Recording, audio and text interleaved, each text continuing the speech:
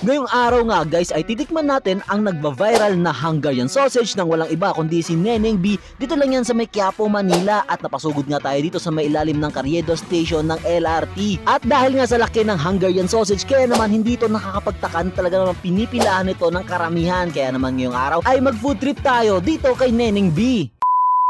Another day, another food trip adventure na naman tayo at ngayong araw nga ay dadayuhin natin ang nagtitrending at nagva-viral at talaga namang pinipilang Hungarian sausage overload ng walang iba kundi si Neneng B. At sa halagang 50 pesos nga ay talaga namang mabubusog ngayon sa napakalaki niyang Hungarian sausage overload at ganito ginagawa o hinahanda ang kanyang overload. Pagkatapos hahitiin ng mga tinapay ay ilalagay na itong Hungarian sausage at saka lalagyan ng lettuce at saka ng napakaraming cheese. At ito na nga yung order natin na sa halagang 50 pesos ay talaga namang kitang-kita mo kung gaano kalaki at sa isang subo pa lang ay talaga namang linamnam na kagad ang malalasahan mo rito at sulit na sulit dahil napakalaki talaga ng serving. Kaya naman hindi nakakapagtaka na talagang pinipilahan at dinadayo itong Hungarian sausage overload ni Neneng B.